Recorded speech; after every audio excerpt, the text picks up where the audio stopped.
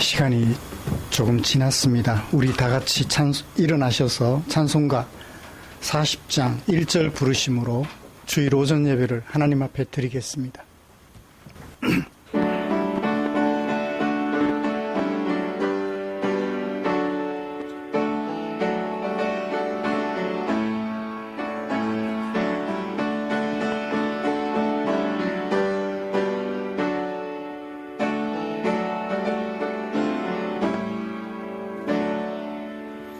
찬송으로 보답할 수 없는 큰 사랑, 주님께 영광 할렐루야.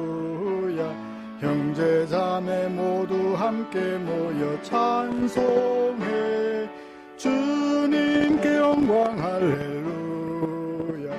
하나님의 자녀여 크게 찬송 부르며 밝고 거룩한 길로 기쁨으로 나아가 주의 보좌 앞으로 속히 들어가겠네. 주님께 영광 할렐루야.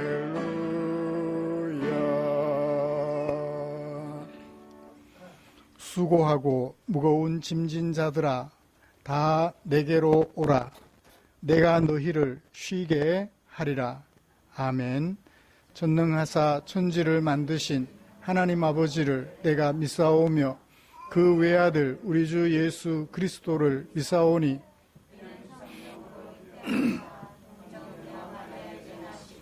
본디오 빌라도에게 고난을 받으사 십자가에 못 박혀 죽으시고 장사한 지 사흘 만에 죽은 자 가운데서 다시 살아나시며 하늘에 오르사 전능하신 하나님 우편에 앉아 계시다가 저리로서 산자와 죽은 자를 심판하러 오시리라.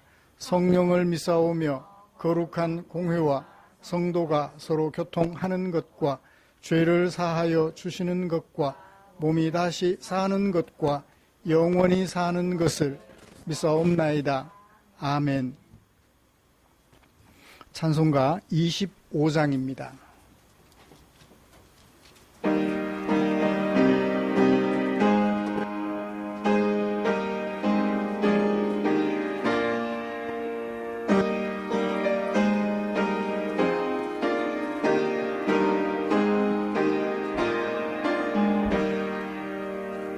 멸류관 벗어서 주 앞에 드리세. 저 천사 기쁜 노래가 온 땅에 퍼지네. 내 혼아 깨어서 주 찬송하여라. 온 백성 죄를 속하신 만왕의 왕일세. 멸류관 벗어서 주 앞에 드리세. 그 손과 몸의 상처가 영광 중 빛나네. 하늘의 천사도 그 영광 보고서 고난의 신비 알고자 늘 음모하도다. 멸류관 벗어서 주 앞에 온 세상 전쟁 그치고 참 평화 오겠네. 주 보좌 앞에서 온 백성 엎드려 그 한량 없는 영광을 늘 찬송합니다. 아멘.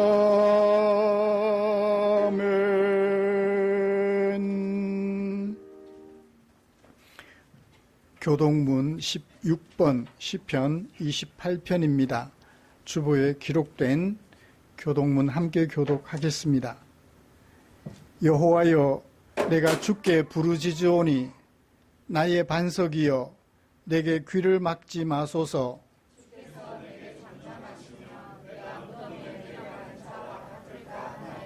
내가 주의 지성소를 향하여 나의 손을 들고 주께 부르짖을 때에 악과 악을 행하는 자들과 함께 나를 끌어내지 마옵소서.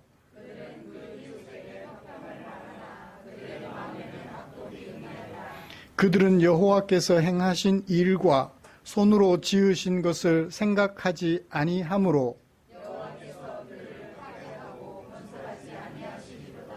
여호와를 찬송하며 내 간구하는 소리를 들으심이로다.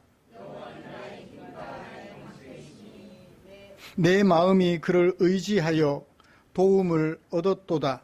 여호와는 그들의 힘이시요 그의 기름 부음 받은 자의 구원의 요새이시리로다. 아멘. 자리에 앉으셔서 찬송가 428장 함께 부르시겠습니다.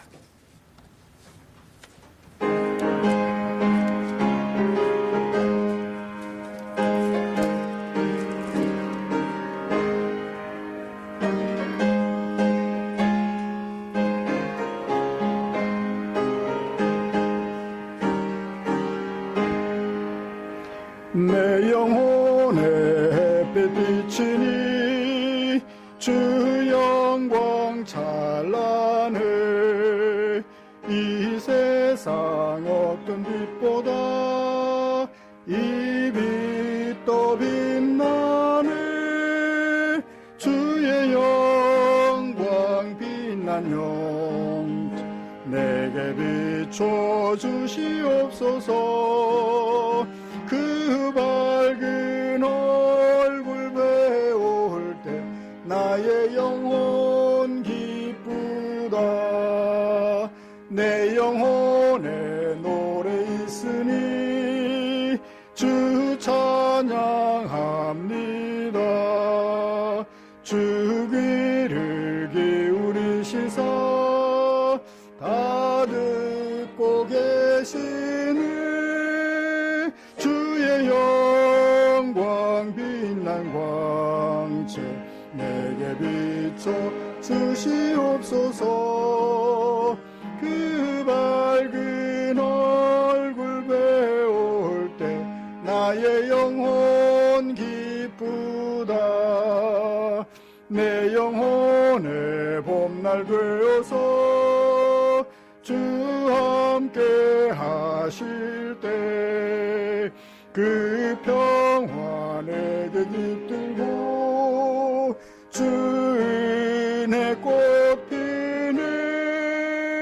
주의 영광 빛난 광채 내게 비춰 주시옵소서. 그 밝은 얼굴 배울 때 나의 영혼 기쁘다. 내 영혼에 희락이 있고 큰 소망 넘치네. 주 예수 복을 주시고 또 내려주시네. 주의 영광 빛난 광채 내게 비춰 주시옵소서. 그 밝은 얼굴 배울 때 나의 영혼 기쁘다.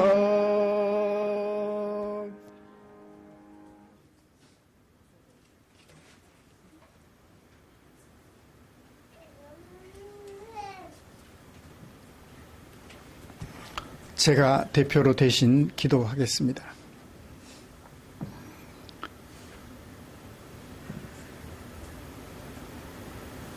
우리를 향한 당신의 사랑을 기억합니다. 아버지께서 은혜를 베풀어 우리를 미리 정하여 주시고 그리고 우리를 불러주시며 우리를 당신의 백성으로 세워주셨습니다. 그리고 세상 끝날에 우리 주님께서 우리를 영화롭게까지 해주신다고 하셨습니다.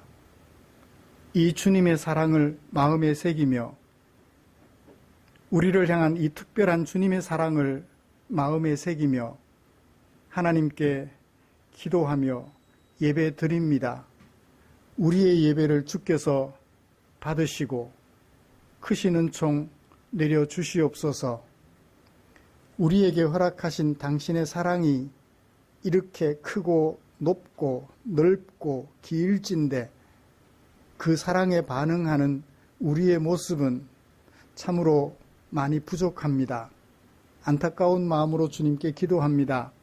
날마다 우리의 마음을 새롭게 하사 주의 영광 세상 속에 드러내며 사람들에게 행복을 나눠줄 수 있는 믿음의 용사들이 되기에 부족함이 없도록 은혜 내려 주시옵소서. 하나님 아버지, 이 작은 예배당에 우리 사랑하는 성도들 함께 모여 예배 드립니다. 2사람, 3사람이 모여 세상의 그 어떠한 대적도 물리칠 수 있는 용맹한 당신의 군사들로 훈련되고 있는 우리 사랑하는 성도들을 뵐 때마다 주님 앞에 감사와 찬송을 드립니다. 그 어떤 어려움 속에서도 좌절하거나 쓰러지지 아니하고 주께서 주시는 은혜를 힘입어 독수리가 날개치며 창공을 향해 날아오름같이 우리 사랑하는 성도들 거친 세상에서도 주저하지 않고 비상할 수 있는 은혜를 베풀어 주셨으니 주님의 은혜가 얼마나 크신지요. 고맙습니다. 우리 성도들을 바라볼 때마다 주님께 감사하며 찬양드립니다. 우리 성도님들 앞으로 주님 앞에서 이 세상 속에서 걸어갈 때마다 그 걸음이 복되게 하시고 더욱 찬란하게 빛나는 빛이 되게 하시며 더욱 세상을 만나게 하는 소금으로서 역할을 잘 감당할 수 있도록 은혜 베풀어 주시옵소서. 하나님 아버지, 무더운 여름이 찾아왔습니다. 우리 성도들 건강관리에 어려움이 있을까 많이 걱정이 됩니다.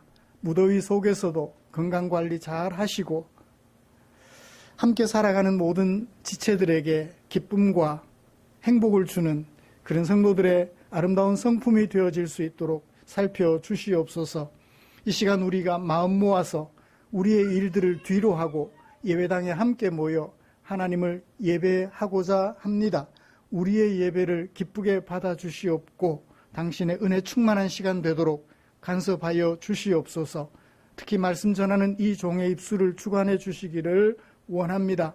오직 성경에 담아두신 아버지의 마음만 잘 드러내어 소개하며 우리 성도들 그 마음 발견하고 마음속에서부터 기뻐하며 감사로 찬양드리는 복된 시간 되도록 인도해 주시옵소서.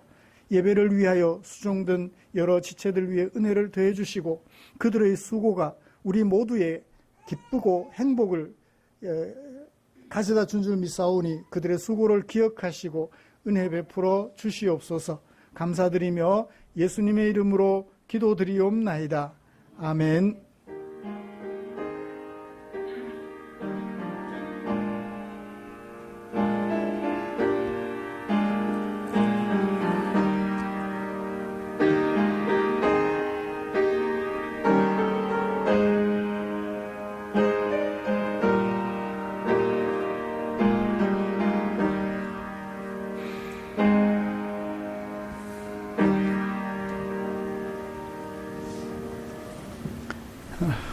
오늘 함께 묵상할 하나님의 말씀은 요한복음 11장입니다.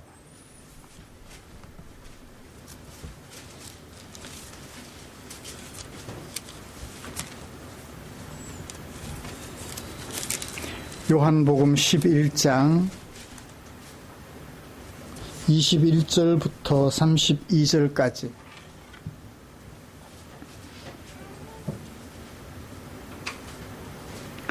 제가 가진 성경은 신약 성경 5페이지입니다.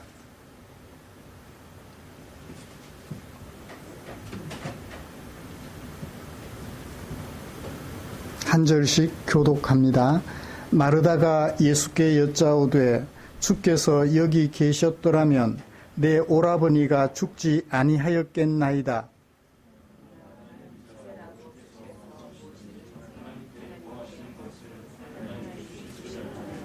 예수께서 이르시되 내 오라비가 다시 살아나리라.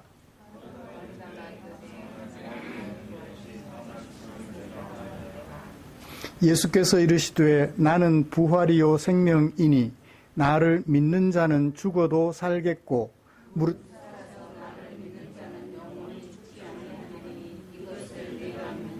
이르되 주여 그러하외다.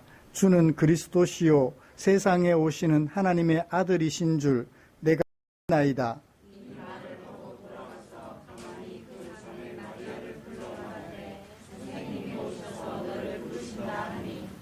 마리아가 이 말을 듣고 급히 일어나 예수께 나아가매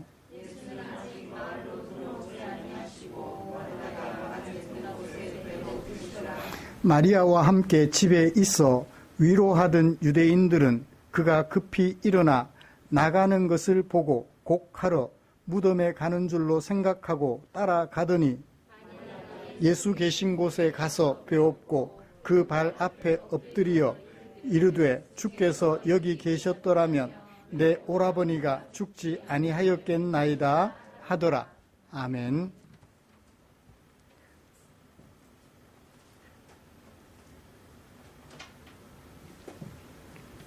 우리 같이 찬양 하나 부르고 말씀 나누도록 하겠습니다. 기쁨으로 찬양 247번입니다. 247번.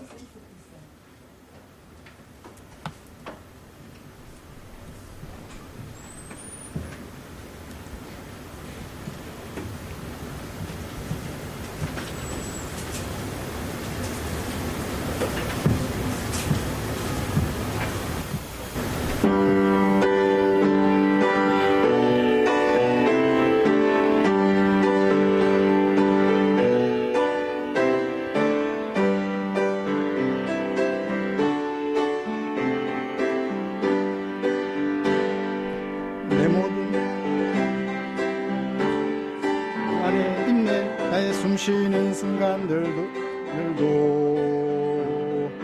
내 모든 삶의 걸음 주 안에 내 길도 주 안에 내 숨 쉬는 순간들도 라라라라라라 라라라라라라 라라라라라라 라라라라라라 자비와 은혜의 물결 어디서나 주 얼굴 보는 주 사랑 날 붙드네. 오 놀라운 주님의 사랑.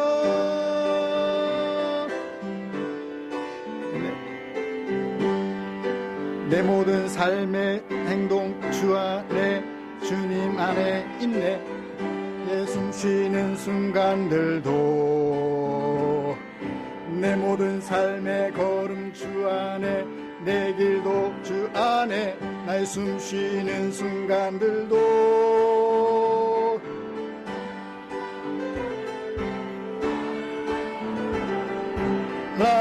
라라라라라라 라라라라라 자비와 은혜의 물결 어디서나 주 얼굴 보네. 주 사랑 날 붙드네. 오 놀라운 주님의 사랑.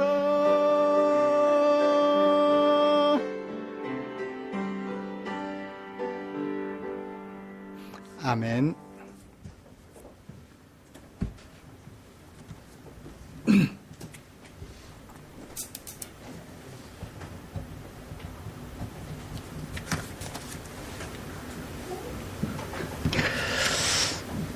우리는 지난주에 요한복음 9장에 기록된 예수님 관련 6번째 표적, 요한이 기록한 6번째 표적을 묵상했습니다.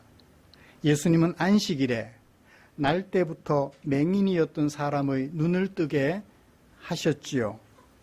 그래서 예수님은 하나님께로부터 사람의 아들로 오신 인자이시며 사람들에게 안식을 주시는 세상의 구주시라는 것을 분명하게 드러내어 보여주셨습니다.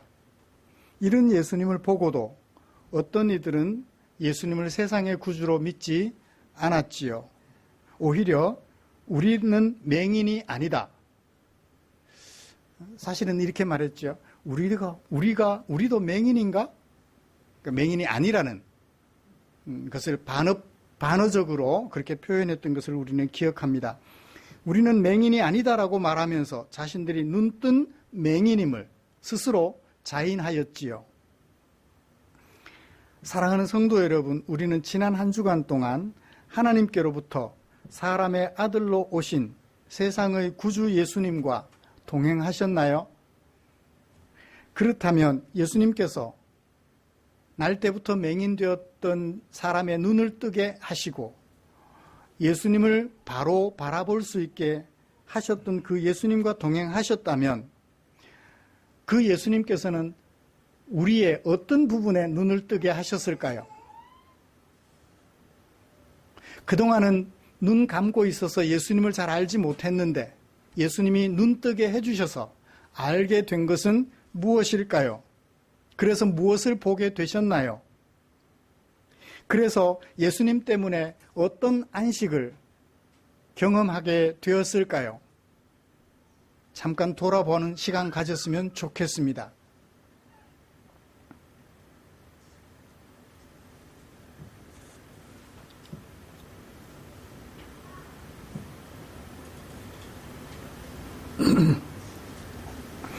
성경에 기록된 말씀을 통하여 하나님께 대하여 눈을 뜨게 되고 하나님의 말씀에 순종함으로 날마다 더 깊은 안식의 세계로 들어가는 저와 우리 사랑하는 성도들이 되시기를 주님의 이름으로 간절히 축복합니다.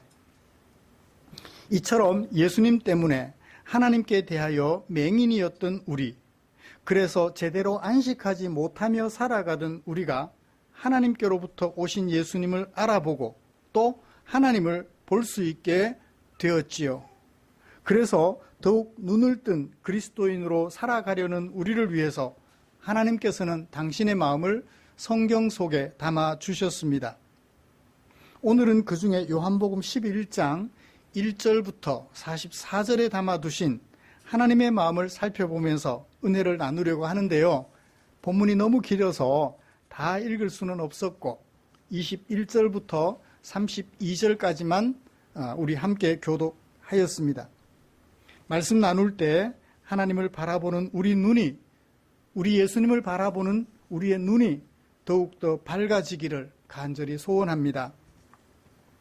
먼저 우리가 함께 교독한 본문을 포함하는 11장 1절부터 44절까지 말씀이 어떤 내용을 담고 있으며 어떤 구조에 담아 소개하고 있는지, 요한이 어떻게 소개하고 있는지 정리를 좀 해봅시다. 사건이 일어나게 된 배경은 1절부터 16절까지입니다. 나사로는 그냥 병이 들었어요. 어떤 병은 아니었다고 얘기하죠? 4절에 보시면 죽을 병은 아니다. 그런데 죽게 돼요. 죽게 되는 죽을 병이 아니었는데 죽게 돼요. 나사로가 죽을 병은 아닌데 죽기를 기다리셨어요. 아프다는 소식을 들었으면 당장 달려가야 되잖아요. 사랑하는 자니까. 그런데 어떻게 하셔요? 6절부터 15절까지 오히려 사건을 만들어서 시간을 지연시켜요.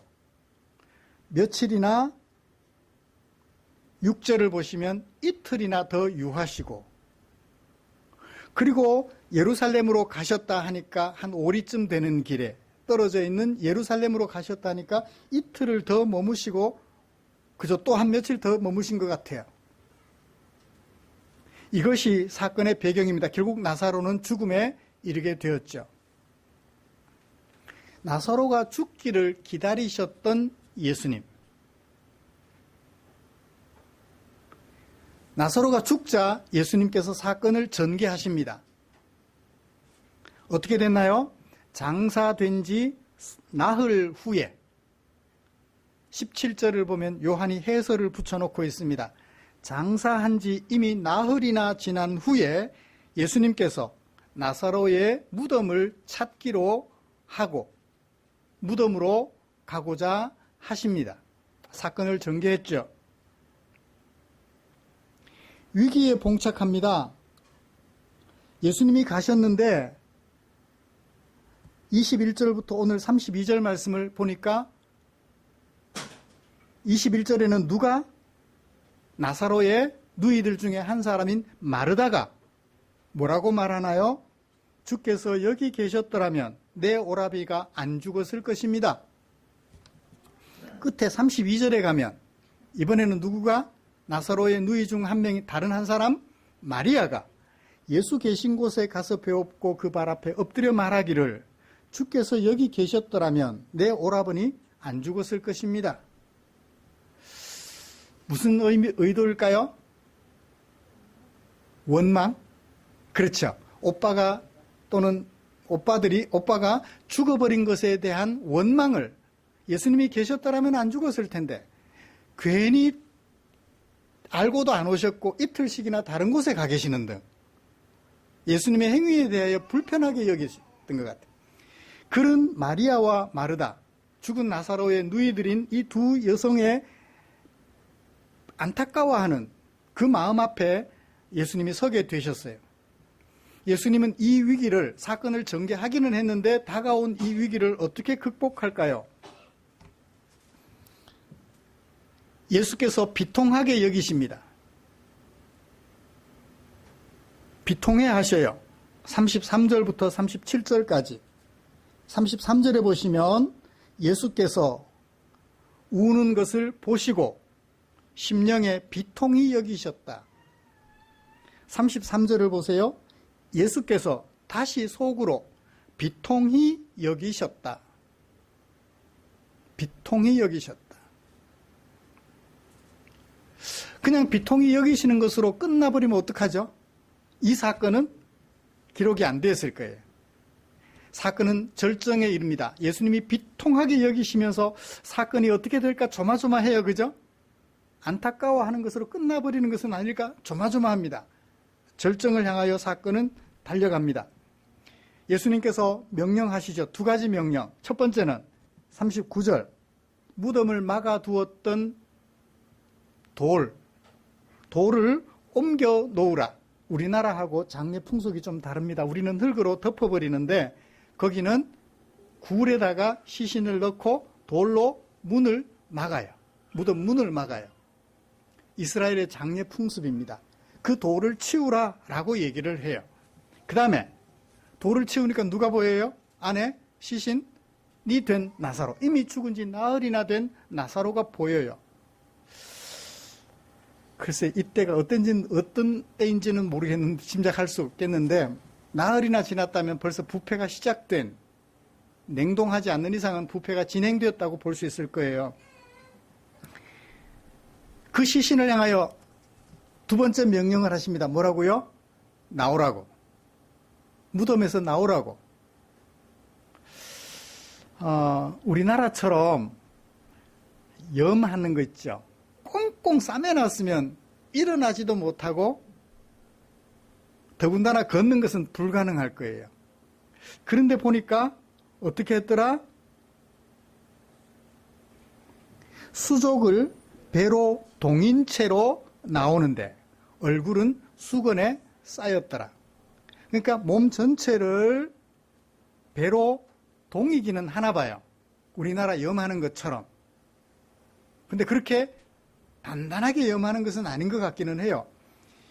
그 염하실 때, 입관할 때 모습 보셨죠? 이렇게 굉장히 젊은 사람들이 센 힘으로 이렇게 동이는 것을 봅니다. 그 상태로서는 아무것도 일어날 수도 없고 움직일 수도 없을 것 같은데 나사로는 어떻게 하나요? 얼굴은 수건에 쌓인 채로 나와서 걸어 다니게 돼요. 사건은 결말을 맺습니다. 예수님의 명령, 두 가지 명령 이후에 사건은 결말을 맺습니다. 죽어서 이미 나흘이나 되었던 나사로가 살아서 걸어 다니게 되었다는 것으로 사건은 종료가 됩니다. 예수님은 이 일을 왜 하셨을까요? 9절을 보세요. 낮이 12시간이 아니냐. 낮이 12시간, 주어가 좀 바뀌었어요. 12시간 동안은 낮이다. 그런 얘기예요. 12시간이 주격이에요. 12시간은 낮이다. 12시간은 낮이다. 사람이 낮에 다니면 이 세상의 빛을 봄으로 실족하지 않을 거다. 그러므로 낮 동안에 뭐 하자? 일해서 실족하지 않도록 도와주자. 예수님은 지금 이 시간을 뭘로 보는 거예요? 낮 시간으로 보는 거예요. 진짜 낮 시간이라는 얘기는 아니에요.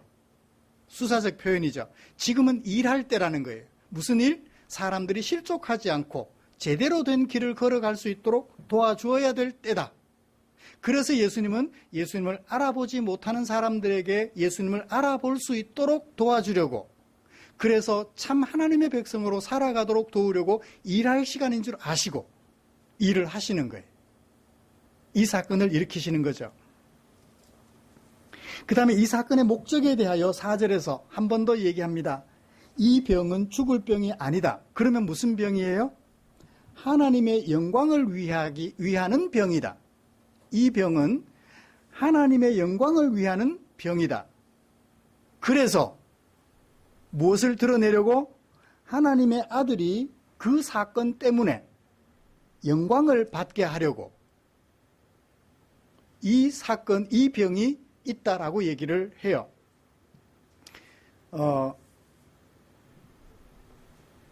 날 때부터 소경되었던 맹인을 만났을 때 제자들이 뭐라고 말했죠? 이 사람이 날 때부터 소경된 것은 아버지의 죄입니까? 본인의 죄입니까? 그때 예수님은 아버지의 죄도 아니고 본인의 죄도 아니다. 하나님의 영광을 위하여 라고 얘기를 했던 것을 기억해 보십시오.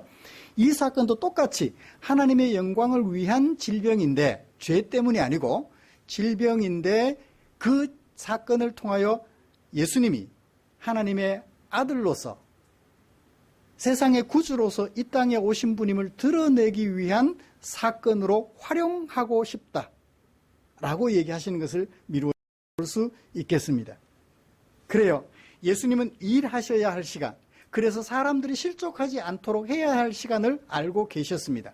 지금이 일할 상황이라는 거예요. 시간이 아니라 상황이라는 거예요.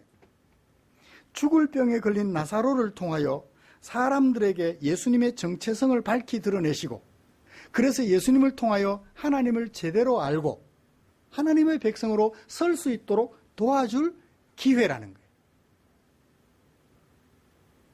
이제 이해되셨죠? 이 상황이. 이런 내용을 가지고 죽음의 늪에 갇혀 살아가는 사람들의 모습을 먼저 설교하려고 합니다. 그리고 이어서 죽음의 늪에 갇혀 살아가는 사람 나사로를 죽음의 늪에서 해방시키는 이 사건을 통하여 예수님은 부활이요 생명이시다 라는 사실을 믿게 하려고 사람으로 오신 분이 누구다? 예수다라는 것을 설교하려고 합니다. 먼저 죽음의 늪에 갇혀 살아가는 사람들의 모습을 좀 볼까요? 죽음, 인간에게 가장 큰 난제가 죽음이에요. 그렇죠? 죽음. 죽음에 대해서 학자들은 뭐라고 말을 했을까요? 고대 그리스의 철학자 플라톤은 이렇게 말했어요. 인간은 영혼의 본질을 가지고 있다. 이 플라톤은 철저한 이원론자예요. 인간은 영혼과 육체로 구별되어 있다라고 분리시키는 사람이에요. 죽음은 단지 영혼의 이동일 뿐 다른 차원에서 삶을 계속한다. 영혼과 육체는 두 가지로 구분되어 있는데 이 영혼은 죽으면서 육체와 분리되어서 이 영혼은 다른 세상에서 다른 삶을 시작한다. 그렇게 얘기를 해요. 이분법이라고 하고 이원론이라고 말을 해요. 영혼은 초월의 세계, 육체는 지저분한 이 지상의 세계를 얘기를 하죠. 같은 시대 철학자 에피쿠로스는 뭐라고 말을 했을까요? 죽음은 존재하지 않는다. 우리가 인식하는 죽음은 단지 육체가 분해되는 것일 뿐이다. 상당한 과학자인 것 같아요. 육체가 분해가 돼요. 각종 질소, 인산 등등 이런 토지를 흙이 되니까 죽으면 사람이 죽으면 흙이 되니까 각종 여러 가지 화학적 물질로 분해될 뿐이다라고 에피큐로스는 얘기를 했어요. 20세기에 이르러서 독일 철학자 칼 야스퍼스는 뭐라고 말을 했을까요?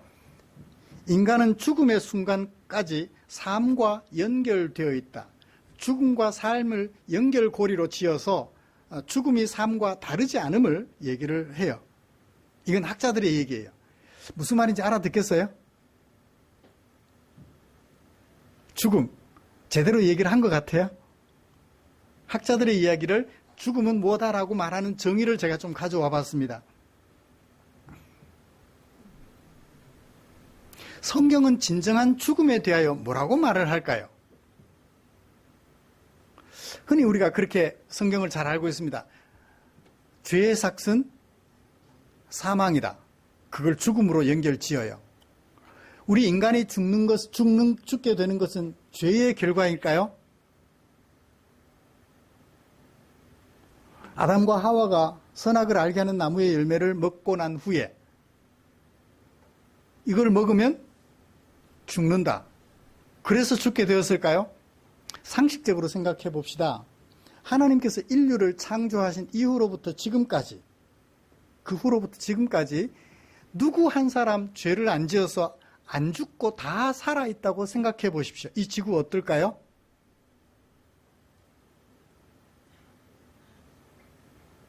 어떨까요? 그냥 상식적으로 생각해 보죠. 수천 년이 될지 수만 년이 될지 우리는 모르겠어요. 성경은 그냥 아담으로부터 해서 문자적으로 읽기 좋아하는 사람들은 인류 역사가 6,000년이다 이렇게 얘기를 해요. 아담 때로 올라가면 연수를 그러니까 몇 살에 누구를 낳고 죽고 몇 살에 누구를 낳고 죽고 따져보니까 BC 4,000년, AD 2,000년, 합해서 6,000년. 그러니까 지구는 6,000년이다. 창조과학자들 그렇게 얘기를 해요. 막 그렇게 본다 하더라도 그 6,000년 동안 한 사람도 안 죽고 다 살아있다 생각해 보십시오. 이 지구는 어떻게 되죠? 포화 상태. 거기다가 각종 공룡들이나 짐승들까지 다 안 죽고 살아있다고 생각해 보십시오. 낳기만 하고. 성경이 선악을 알게 하는 나무의 열매를 먹으면 죽음이다. 죄의 삭은 사망이다라고 말할 때 그 죽음 또는 사망이 뭘 말하는 것일까요? 그리고 인간의 육체의 죽음은 죄와 상관없이 이미 우리 사람들에게 정해진 것으로 볼 수 있죠. 수명이라는 것이. 죄와 상관없이. 제가 좀 색다른 말을 합니다. 조금 조심스럽기는 한데요. 생각해 보십시오. 상식적으로 생각해도 죄와 상관없이 없어서 모든 사람들이 인류 창조 이래로 지금까지 살아있다면 지구는 포화 상태일 거예요. 아마 또 다른 식민지구를 개척해야 될 상황이 오게 될 겁니다. 그러면 성경이 죄의 삭은 사망이라고 말할 때 그 사망은 뭘까요? 아담과 하와가 선악을 알게 하는 나무의 열매를 먹고 나서 달라지는 점이 뭐죠? 전에는 하나님을 만나면 좋았어요. 하나님 보고 싶어 했어요. 그런데 딱 먹는 순간 어떻게 돼요? 그렇죠. 동산 가운데 숨어버리는 거예요. 하나님이 찾아오셔도 모른 척해요.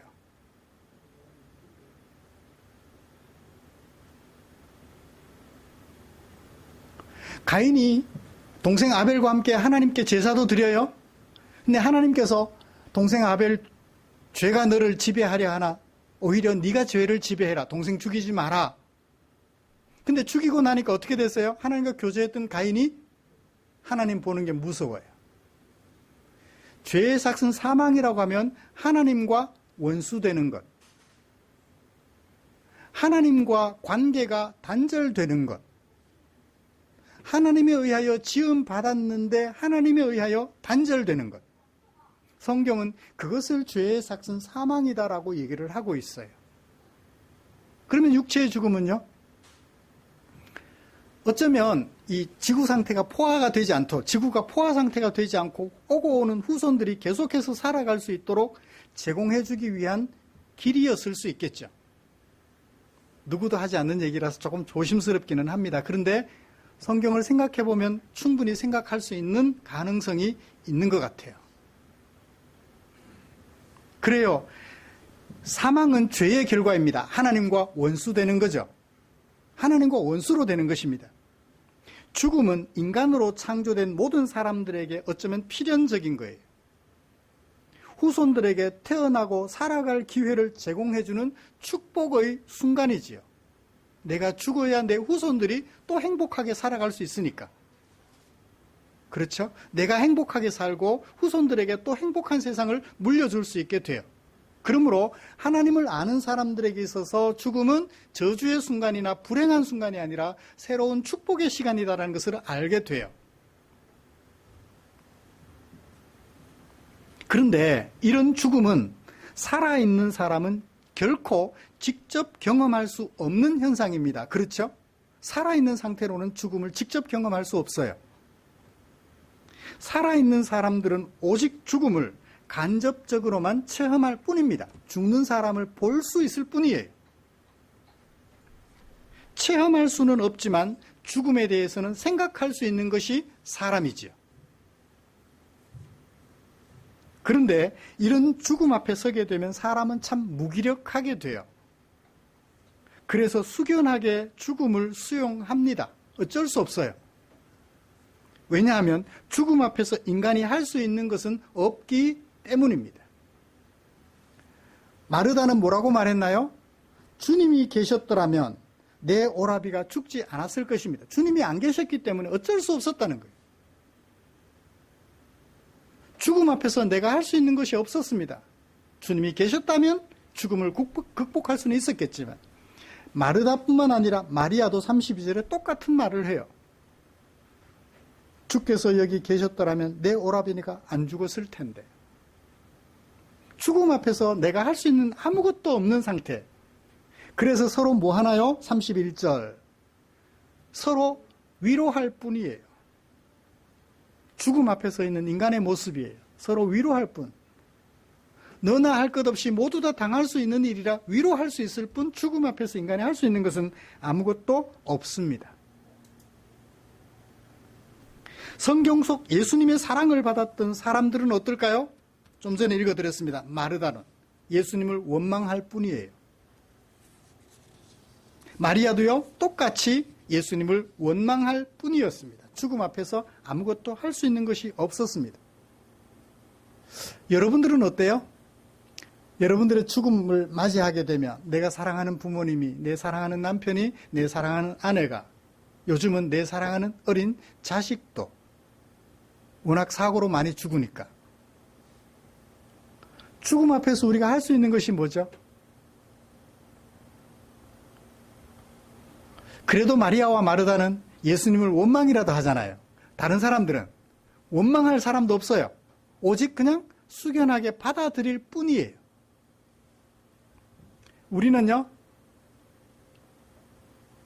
그래도 마리아와 마르다는 예수님의 사랑을 받았던 마리아와 마르다는 조금 더 낫기는 해요. 그래도 원망이라도 할 수 있잖아요. 위로를 뛰어넘어서 원망이라도 할 수 있잖아요. 우리의 모습은, 죽음 앞에서는 우리의 모습은 어떨지 모르겠습니다. 거의 절망적인 것이라 생각하고 한없이 울기만 하는 사람도 있을 수 있고요. 아쉬움에 살짝 슬퍼하는 사람도 있고요. 안타까움에, 다시 만날 희망에 기쁨을 가지고 담대하게 죽음을 대하는 사람들도 있을 거예요. 그래요. 죽은 지 나흘이나 지난 나사로를 살리신 예수님이 이제 어떤 분인지 살펴보도록 하십시다. 나사로가 병들었다는 소식을 들었어요. 나사로의 누이들은 어떤지, 나사로와 나사로의 누이들과 예수님의 관계를 좀 볼까요? 2절을 보세요. 이 마리아는 향유를 주께 붓고 머리털로 주의 발을 닦던 자요, 병든 나사로는 그의 오라비라. 3절, 그 누이들이 예수께 사람을 보내어 이르되 주여 보시옵소서, 사랑하시는 자가 병들었나이다. 이 누이들은, 오라버니 나사로가 어떻게 해요? 예수님에게 사랑받던 사람이었음을 익히 기억하고 있어요. 이 나사로와 예수님의 관계는 서로 아끼고 사랑하는 깊은 관계를 가지고 있는, 좋은 관계를 가지고 있는 사람들이에요. 그러면 예수님은 어떻게 해야 되죠? 예수님에게 사랑받던 오라버니가 아픕니다. 그러면 그래? 한시가 급하게 달려갔어야죠. 그런데 어떡하나요? 7절 제자들에게 말씀하십니다. 우리가 어디로 가자? 유대로 다시 가자. 지금 일어난 장소를 조금 배경을 알아야 됩니다. 예루살렘은 산 꼭대기에 있어요. 예루살렘이 서쪽 산 꼭대기에 있어요. 그 산 꼭대기에서 내려오면 요단강이 북쪽에서 남쪽으로 흘러내려옵니다. 그리고 동쪽으로는 광야가 펼쳐져요.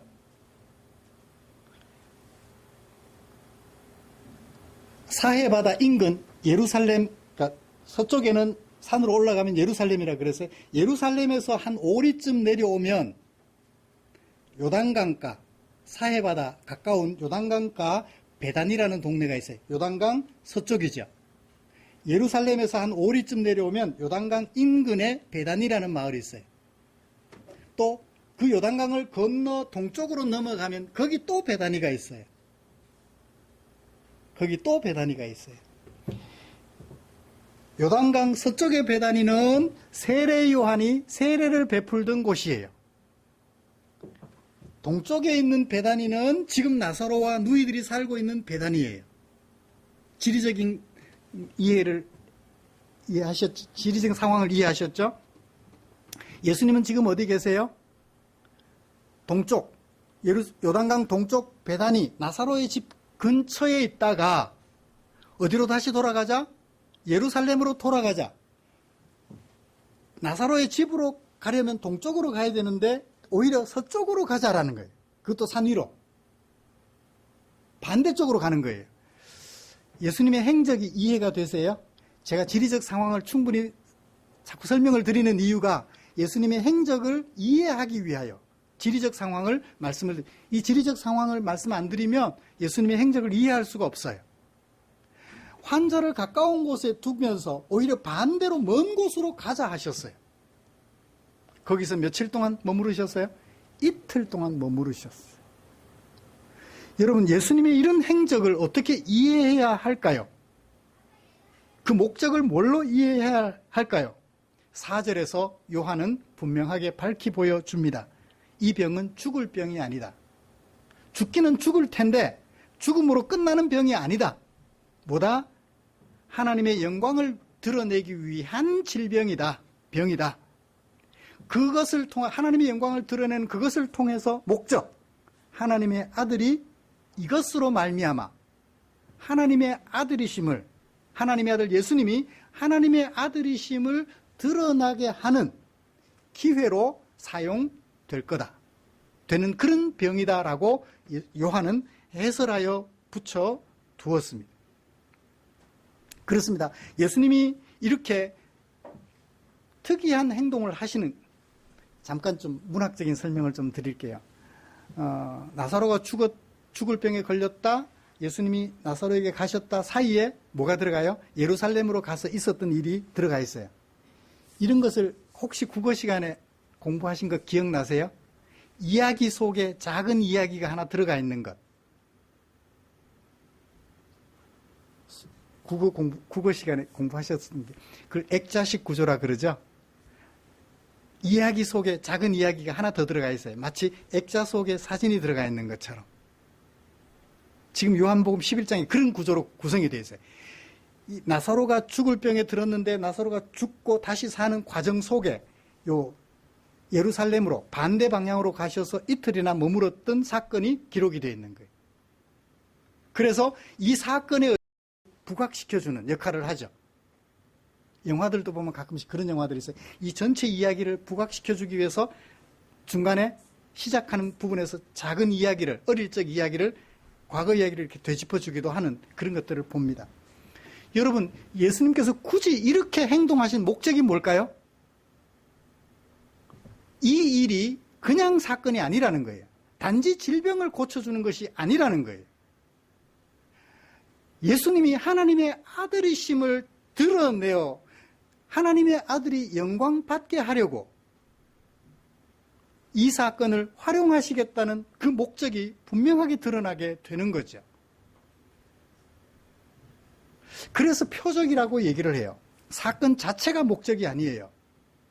그 사건을 통하여 드러내고자 하는 예수님의 의도, 그것을 살펴볼 수 있어야 한다는 것입니다. 그게 뭐죠? 25절에 기록합니다. 마리아와 마르다가 예수님을 원망하는 21절과 32절 중간에 25절이 들어가 있어요. 예수님은 원망하는 그들에게 뭐라고 말씀하셔요? 나는 부활이요 생명이다. 부활이요? 나는 부활이다. 그리고 또한 생명이다. 나를 믿는 자는 죽어도 살겠고 살아서 믿는 자는 영원히 죽지 않을 거다. 여기 죽는 것도 뭐를 의미할까요? 하나님과 관계가 회복되는 걸 말해요. 이렇게 나사로를 살려주셨지만 나사로는 결국 또 죽어요, 안 죽어요? 죽어요. 살아서 믿었으니까 영원히 안 죽어야 되잖아요. 그렇다면 죽는다는 얘기는, 죽지 않는다는 얘기는 하나님과 관계가 원수되어 멀어졌던 관계가 막힌 담이 흘리고 회복되는 것을 나타내는 것으로 이해할 수 있겠습니다. 그래요. 하나님과 원수되었던 우리를 하나님과 화목한 관계로 만들어 가시는 분이 누구시다? 하나님의 아들 예수님이시다. 세상의 구주시다라는 것을 드러내기 위한 기회로 삼으려고 일부러 중간에 액자식 또 다른 얘기 하나를 심어두신 거예요. 이야, 요한의 머리가 대단해요. 그죠? 이 글을 쓰는 이 문학적 소양이 대단한 것 같아요.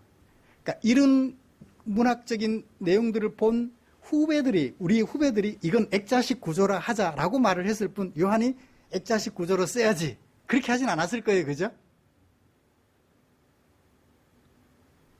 그래요. 요한은 이런 예수님의 의도를 부각시키려고 4절부터 16절까지, 특히 16절은 뭐 이게 여기 왜 들어가야 되는지도 모를 말이 들어가 있거든요. 자, 그렇게 표적을 행하신 결과는 어떻게 됐나요? 나사로는 살아서 나오게 되었어요. 걸어 다닐 수 있게 되었습니다. 45절, 46절 한번 볼까요? 시작. 마리아에게 와서 예수께서 하신 일을 본 많은 유대인들이 그를 믿었다. 그러나 그 중에 어떤 자는 바리새인들에게 가서 예수께서 하신 일을 알리니라. 어떤 사람들은 믿었는데 어떤 사람들은 믿지 않았다. 말씀을 마치겠습니다. 사랑하는 성도 여러분, 요한이 예수님의 이 나사로를 살리시는 그 기적을 통하여서 드러내고자 했던 요한의 마음, 그게 하나님의 마음이죠. 성경은 하나님의 감동으로 기록되었으니까. 그 요한의 마음, 우리 마음속에 와닿나요? 예수님은 인간으로 하여금 이 육체의 생명이 영원히 죽지 않게 하려고 오신 분이 아니라 하나님과 원수되었던 우리를 하나님과 화목하게 하려고, 하나님과 화목하게 하려고 이 땅에 구주로 오신 하나님의 아들이심을 소개해 주려고, 이처럼 글 쓰는 걸 얼마나 머리를 썼을까요? 그냥 일필휘지로 펜만 잡으면 쓰여지는 글일까요? 이걸 이렇게 써야 될까 저렇게 써야 될까 고민하면서 성령 하나님께서 감동해 주시기를 바라며 이렇게 정리를 해놓은 이 글을 읽으면서 여러분 어떤 마음이 드세요? 우리 예수님은 나의 생명, 육체의 생명, 부활 후에 영원히 죽지 않게 하시는 것은 물론이거니와 더불어서 하나님과 원수되었던 우리를 하나님과 화목하게 살아가게 하시는 구주시라는 것을, 그래서 영원토록 안식하게 하시는 분이라는 것을 소개해 주려고 하셨습니다. 이 예수님을 마음속에 구주로 영접하셔서 믿음 안에서 살아가는 저와 여러분들 되시기를 주님의 이름으로 축복합니다. 기도하겠습니다. 하나님 아버지 고맙습니다. 사도 요한이 애쓰고 힘써서 기록으로 남겨준 말씀을 통하여 예수님이 누구신지 살펴볼 수 있었습니다. 요한이 소개해주고자 했던 그 예수님, 부활이요 생명이어서 우리로 하여금 하나님과 원수되었던 우리로 하여금 하나님과 화목하게 하나님의 자녀로 하나님의 백성으로 세우시기 위하여 이 땅에 인자로 오신 사람의 아들로 오신 구주이심을 우리가 확실하게 살펴볼 수 있었습니다. 이 믿음 가지고 우리의 남은 생에 살아갈 수 있도록 인도하여 주시옵소서. 예수님의 이름으로 기도드리옵나이다. 아멘.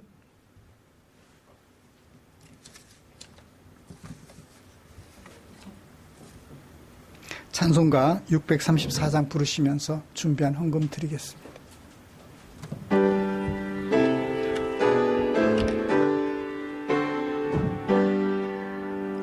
모든 것이 주께로부터 왔으니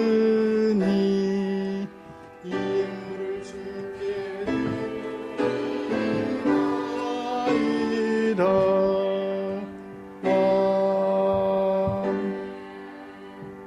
드린 헌금 위해서 기도하겠습니다. 좋으신 하나님 감사합니다. 하나님과 원수되어 살아가면서도, 그래서 지옥 같은 삶을 살아가면서도 부족한 것이 없어 불편함을 느끼지 못하며 편안하게 살아가던 우리를 찾아와 주시고 우리 인간에게 무엇이 부족한지를 알게 해주신 하나님, 그 하나님의 은혜가 감사해서 사랑하는 성도들 일주일 동안 내게 사용하라고 맡겨주신 물질 가운데 얼마를 헌금으로 구별하고 주님 앞에 드렸습니다. 쌓아도 불안한 것이 물질일진데, 우리 마음을 불안하게 하는 것이 물질일진데 그것 연연하지 않고 하나님을 믿는 믿음 때문에 너를 위하여 사용되기 원하는 마음을 가지고 구별해 두었다가 헌금으로 드렸습니다. 하나님을 신뢰하되 무한 신뢰하는 사랑하는 우리 성도들의 마음이 여기 이 자리에 있습니다. 하나님을 믿는 믿음이 없었다면 어찌 이 자리에 앉아 있을 수 있겠습니까?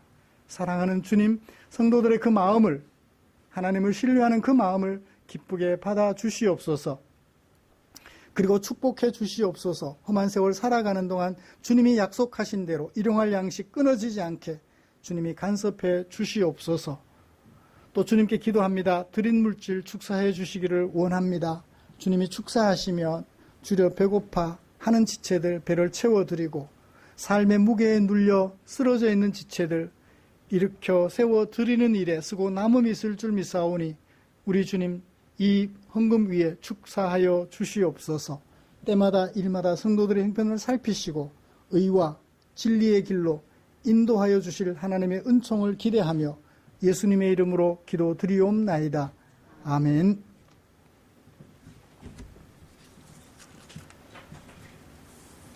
교회 소식 알려드리겠습니다. 다음 주 기도 김영자 권사님이십니다. 매일 성경 7월호가 벌써 준비되어 있습니다. 미리 준비해 두셨다가 말씀 묵상을 통하여 하나님의 마음을 더 깊이 알아가고 하나님과 교제하는 일에 매진하는 우리 성도님들이 되시면 좋겠다 생각합니다. 한 권씩 가셔서 묵상하시는 일에 도움 받으시기를 바랍니다. 가족 찬양 더 준비하시는 가족들이 있으시면 말씀해 주시면 계속해서 할 수 있도록 그렇게 하겠습니다. 곁에 계시는 분들과 인사 나누시죠.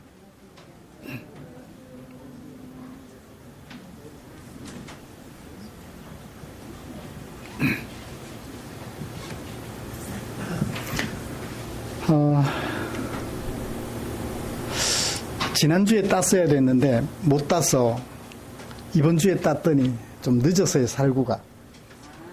너무 많이 익어서, 그리고 제가 가지치기를 잘못했는지 볼에 많이 달리지 않았어.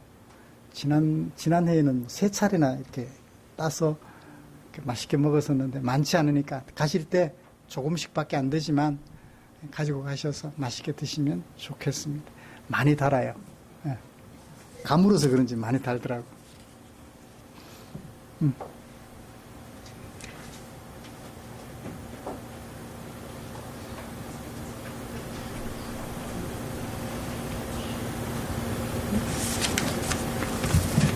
우리 다 같이 찬송가 57장 펴시고 일어나셔서 찬송 부르고 축도함으로 예배 마치겠습니다.